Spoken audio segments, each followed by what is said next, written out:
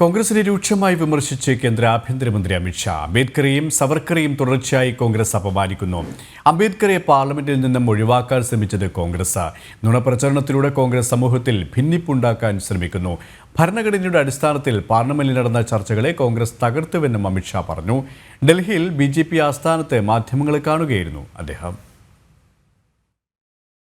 രാജ്യസഭാ പ്രസംഗത്തിൽ അമിത്ഷാ BR അംബേദ്കറെ അപമാനിച്ചെന്നായിരുന്നു കോൺഗ്രസിന്റെ ആരോപണം. എന്നാൽ അംബേദ്കറെയും അദ്ദേഹം വിഭാവനം ചെയ്ത ആശയങ്ങളെയും നെഹ്റുവും കോൺഗ്രസും എങ്ങനെയൊക്കെ തിരസ്കരിച്ചു എന്ന ചരിത്രം വിശദീകരിക്കുന്നതായിരുന്നു അമിത്ഷായുടെ വാർത്താ സമ്മേളനം. അംബേദ്കറെ പാർലമെന്റിൽ നിന്നും അകറ്റി നിർത്തിയത് കോൺഗ്രസാണ്. അംബേദ്കർ, VD സവർക്കർ തുടങ്ങിയ ദേശസ്നേഹികളെ തുടർച്ചയായി അപമാനിക്കുന്നതാണ് കോൺഗ്രസിന്റെ നയമെന്നും അമിത്ഷാ വിമർശിച്ചു. കോൺഗ്രസ് പാർട്ടി അംബേദ്കർ जी विरोधी पार्टी है.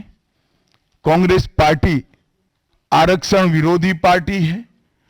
कांग्रेस पार्टी संविधान विरोधी पार्टी है.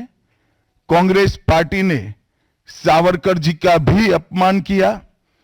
कांग्रेस पार्टी ने आपातकाल डालकर संविधान के सारे मूल्यों की धज्जियां उड़ा दी.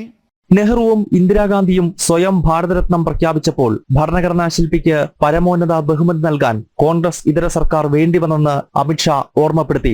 जहां तक भारत रत्न देने का सवाल है, कांग्रेस के नेताओं ने कई बार खुद ही अपने आप को भारत रत्न दिए हैं. 55 में नेहरू जी ने खुद को भारत रत्न दे दिया. 71 में इंदिरा जी ने खुद को भारत रत्न दे दिया. और 1990 में बाबा साहब को भारत रत्न तब मिला जब कांग्रेस पार्टी सत्ता में नहीं रही और भारतीय जनता पार्टी के समर्थन वाली सरकार थी. രാജ്യം മുഴുവൻ നെഹ്റുവിനും ഇന്ദിരയ്ക്കും സ്മാരകം പണിത കോൺഗ്രസ് അംബേദ്കർക്കായി ഒരു സ്മാരകം പോലും ഒരുക്കിയില്ലെന്നും അമിത്ഷാ ചൂണ്ടിക്കാട്ടി.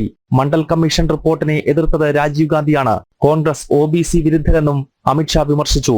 അംബേദ്കർ വിഷയത്തിൽ കോൺഗ്രസും BJPയും തമ്മിൽ രാവിലെ മുതൽ വാക്പോര് രൂക്ഷമായിരുന്നു.